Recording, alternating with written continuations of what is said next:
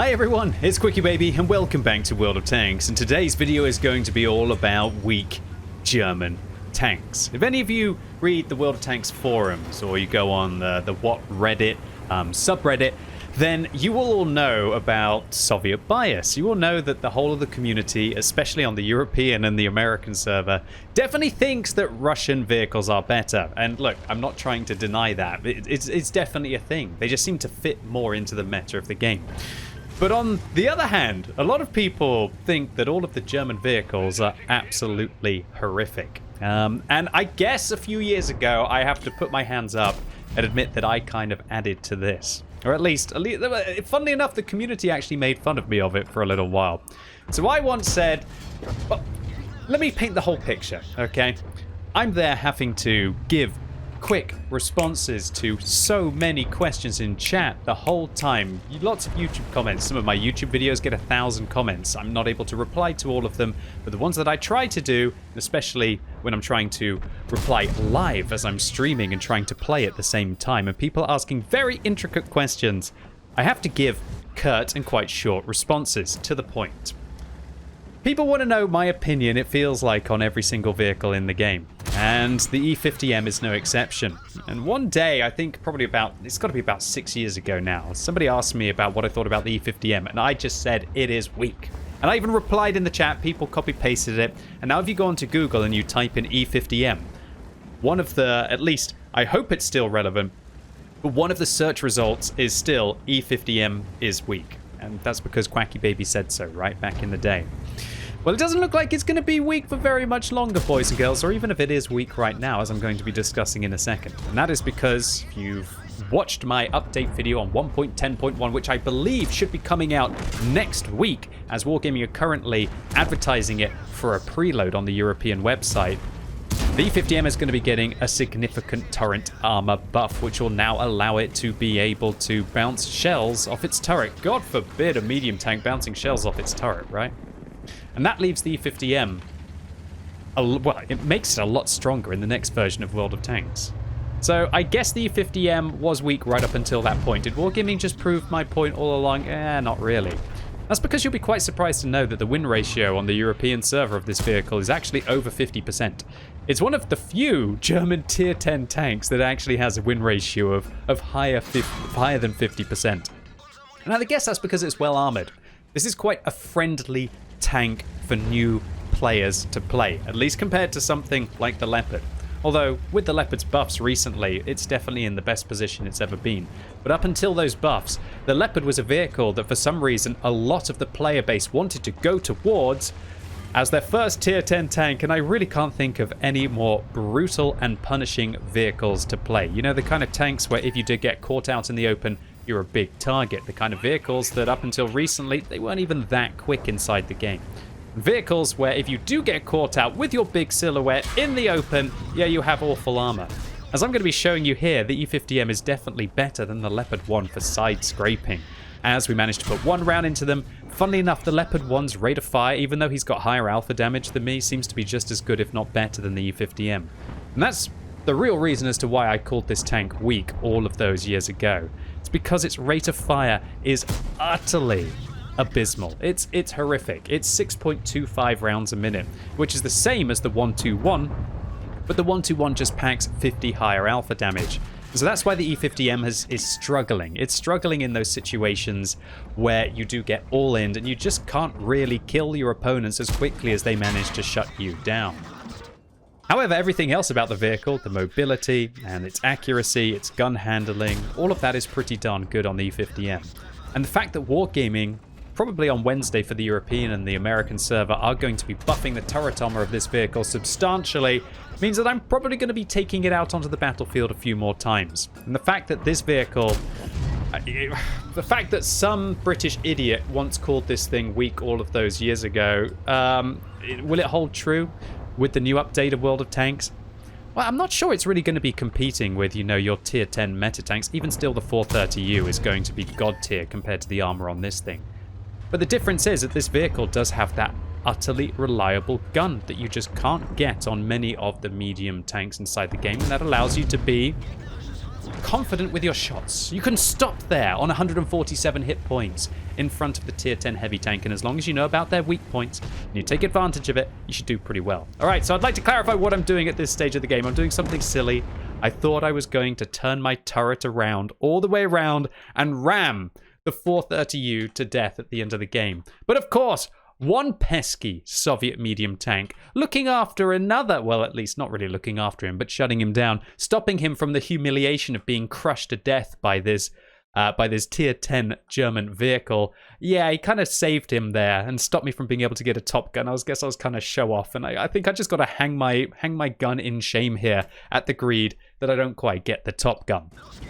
All right, next up on the tier 10 German is weak chopping board is the Griller 15. This is a notorious German sniper of a tank. And I wouldn't ever really say that the Griller is utterly incredible in the game right now. You need to have some armor on a tier 10 tank destroyer for it to be truly incredible. I'm looking at you, Object 268 version 4, and even the T110E3, even though I find that tank incredibly boring to play personally because of its lack of mobility and its lack of flexibility on its gun. But still, just having thick armor that can surprise your opponent means that they can be far more influential in deciding the outcome of the battle.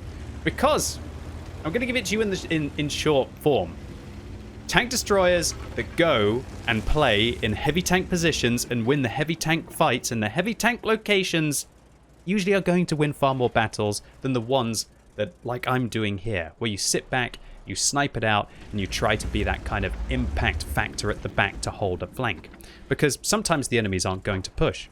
You will have probably gone into a position like this where maybe your scouts don't try to actually get vision, or maybe the enemies are just going to sit even further back and you're there trying to fire blind shells at convoys who are 600 meters away. You just don't quite have the impact in the game. Then the heavy tanks are going to win the town, and the heavy tanks are going to be able to then flank you and take you out. That's the problem with playing these glass cannon vehicles where you try and hold a flank, and if you don't have the ability to be able to push and try to fight the mediums and then try and take that flank, then you're going to be losing at least maybe 40-50% of your games just outright before you can actually have your influence in the battle to be able to change the other 50-60% of your games. However, you're about to see where the Griller is exceptionally strong, and that is being a dominant sniper at decent distances. This vehicle is the third most accurate in the game with 0.27 accuracy. The only vehicles that have better accuracy than this actually have to enter a siege mode, and that will be the STRV-103B and actually the UDES. Funnily enough, those vehicles have got 0.25 accuracy, whereas the Tier 9 and also the Tier 8 Premium Swedish tank destroyers have 0.3 accuracy inside the siege mode. And so the Griller in a scenario like this, it doesn't matter if it has some of the lowest penetration of a tier 10 tank destroyer with 279 on its standard rounds and heat rounds with 334. You can get the side of the heavy tanks, you can just be oh so precise. And you can see I'm just basically almost going AFK between my shots here, just absolutely giggling, and that gives me enough time to be able to try and put precise shots into these heavies. Now, one word of advice. Let's say you were trying to get a lot of experience. Let's say you were trying to go for an ace tanker. Shots like this aren't actually going to get you that. And that's because all of these vehicles are outside the maximum spotting distance in World of Tanks, which is 445 meters. I'm not going to be spotting any of these tanks. And that means that I'm only going to be getting 50% of the experience. And so, while this looks absolutely glorious sitting at the back of the map and farming up 4,000 damage, and trust me, I'm not complaining when I'm managing to shut down the Griller. And funnily enough, did you see that my shell actually overtook the WT Panzer IV alongside me? To all intents and purposes, we can see that he's using the 150mm, and maybe he was firing high explosive rounds or even high explosive anti-tank rounds, which are slower than the shell velocity on the armor-piercing rounds, which is actually 1,200 meters on this tank. And so even though we heard him fire first at the Griller, and I don't think that he missed, that was a pretty easy shot to be able to hit, our shell actually overtook his in the air and allowed us to be able to yoink the kill, I guess. Bit of a greedy baby in that scenario, but I don't know, I think everybody would want to kill the vehicle themselves, right? I think you'd have to be kind of tank Jesus to not want to have to do something like that. Back to what I was saying, The Griller in that scenario, absolutely incredible. But this is where I really love the Griller and why it's one of the tanks that I chose to do some of the hardest missions in the game. And that's because it's fast. This thing's able to go at 60 kilometers an hour forwards, and it has the power to weight to be able to achieve that. And so after that stage of the game where you've been sniping and you've managed to farm as much damage as you can at the back of the map, this vehicle actually has the speed to be able to get into position, unlike the slower tank destroyers, to be able to take advantage of it. And to have that semi-traversable turret that can aim, I believe, 45 degrees to the left and 45 degrees to the right also gives you the flexibility when you're in the position to be able to get some chancy shots at mediums over ridge lines. And the Griller just... it's so important for me in a game of World of Tanks to feel like I have the mobility to be constantly engaged in the battle. And I get that with this vehicle. Sure, I don't have my best win ratio on this tank. Probably why the Griller actually has a 48.5% win ratio. But once you get one of those kind of games where you really get flowing, a lot like this one, yeah, it's pretty darn decent. That's a bit awkward. The gun depression, not quite enough there to be able to aim down at the upper plate or the lower plate at the 263. But we have to overexpose our vehicle frontally. And right now it's just about trying to figure out where the shells are going to be coming from. Can we finish off that 430U in that direction? Yeah, I think that's the play. Let's finish off the 430U. Okay, my team is, and then hopefully I can manage to flank the 263. No, my team is going to finish him off as well. Well, how about a big old shell into a T-54 and boom, baby. Now there's one thing that I really want to highlight about this vehicle as well. That is equipment 2.0, boys and girls. Previously, I would use a caminet on this tank because there was really no better option. It's an open top tank. Open top tanks can't use improved ventilation. Of course, on this vehicle, you're going to want to use a gun rammer. Why wouldn't you want to fire 10% faster for a tank like this? You're also either going to want to use coated optics or binoculars, depending on how good your commander is, because you have to achieve, in my opinion, 460 meters view range on pretty much every single one of your vehicles, apart from maybe heavies, as they're going to be fighting in close quarters. The idea, in my opinion, of not trying to get 460 meters view range in a vehicle like the Griller and just depending on your team to spot for you is a very ignorant play. And so we're using a gun rammer, we're using something that boosts our view range, like coated optics or binoculars. Previously, the third module was either going to be a camo net or, I guess, a gun lane drive on the Griller. Absolutely awful, considering that the aim time of this vehicle is 1.5 seconds. It practically has no aim time. However, the vehicle has horrific dispersion values, which, as you can see here on Tanks GG, is 0.26 when moving, 0.3 when turning the vehicle's tracks, and 0.4 when turning the turret. These are some of the worst dispersion values in the game. These are hidden statistics that Wargaming will change on the vehicle to just balance it out without people jumping up and waving their arms in the air and thinking that the vehicle has been destroyed. If you were just to look at the statistics that are available inside the garage at 0.27 accuracy, 1.5 seconds aim time, you think that the Griller was absolutely god tier. But the fact it's got these terrible moving and turret dispersion values during traverse, that really means that the reticle blooms out to a point where you can't fire on the move, and importantly, if you turn your turret, that you're actually going to be aiming for quite a substantial time to be able to draw back in that reticle to be able to engage your opponents. Equipment 2.0 adds a rotation mechanism, which is base 10%, but if you put it in a firepower slot, will be 12.5%. And if any of you have been going through the battle pass, the piece of equipment that I recommend that you pick up is actually the rotation mechanism from the battle pass Now We Can Choose. And that will be 15% reduced dispersion values. That's 75% of what an old vertical stabilizer used to be. And so that will allow you to be able to reel in those terrible dispersions and also, in fact, increase the turret traverse and the hull traverse of this vehicle, which were a couple of the limiting factors at 20 degrees turret traverse. That's obviously what the gun traverse is going to be. And a bad tank traverse of 24 degrees, the rotation mechanism revolutionizes the way that the Griller will feel for you. So make sure you use one on your tank. And if you don't have a bounty equipment, I thoroughly recommend that you actually put the rotation device inside your firepower slot instead of the gun rammer. A lot of you might be thinking, well, that's crazy. Why would you sacrifice damage per minute and the rate of fire of the vehicle just to be able to increase or improve the dispersion values? trust me, it's worth it. Being able to turn the turret that little bit quicker, to be able to turn the tank that little bit quicker, and also to be able to snapshot more accurately faster, or even to be able to engage on the move, is going to give you so much more of an advantage than a tiny little increase to your rate of fire. And with the rotation device in effect, the Gorilla, for me at least, has been feeling like a medium tank that has an awkward turret and terrible armor with a much bigger gun recently. So I don't know how I'm going to keep calling the E50M a weak tank if I manage to have results like this, and also the vehicle is going to be buffed probably on Wednesday. Well, I know it's going to be buffed in the update, which is probably going to be coming on Wednesday in 1.10.1. Really excited to take this vehicle out onto the battlefield in that patch and really see what the turret armor is going to be like. So we make a profit.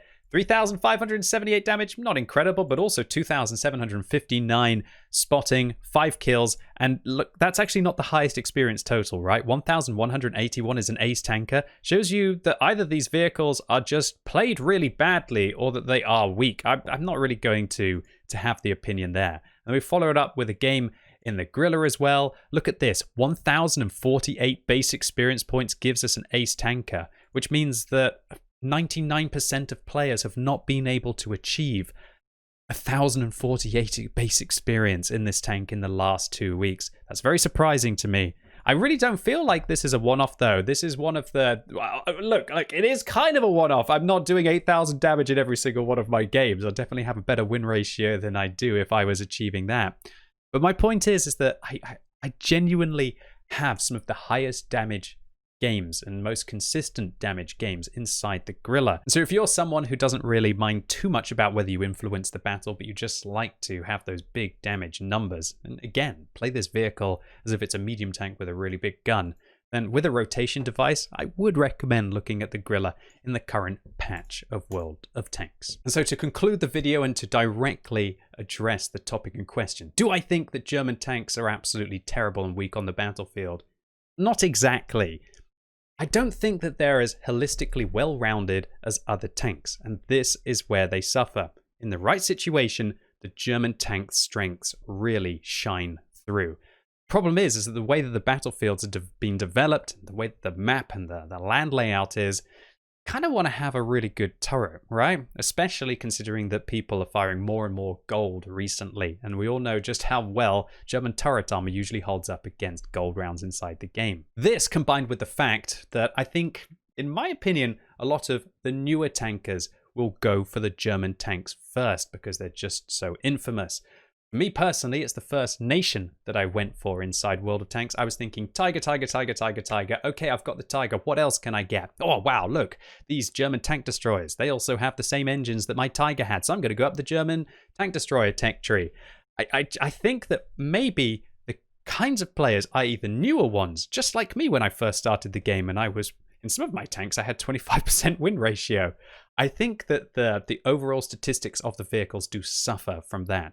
And so don't be afraid of going and jumping in your German tanks, especially if now you're an experienced player, just because their statistics might look like they're a little bit weaker than all of the other nations.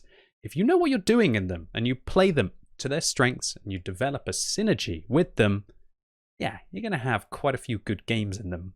But if you haven't quite developed that synergy, yeah, it's probably worth just jumping in your Soviets, right? Anyway, ladies and gents, boys and girls, that was it for today. I hope you all enjoyed this one. If you did, give the video a thumbs up, but if you hated it, make sure you give it a thumbs down. And if you're watching this video as it's released on Sunday, it's time for the World of Tanks Tech Tree Showcase right now on twitch.tv/QuickyBaby. And this week, seeing how the AMX50B is going to be top of the tree or to the top on the North American server starting on Tuesday, then I want to feature it. So come along right now and I'm going to showcase the original autoloading heavy tank, and I'm going to let you know about how the French autoloading heavy tank tech tree holds up in 2020. So really looking forward to seeing you all right now, and as always, thank you so much for watching. You've been epic, and hopefully I'll see you soon.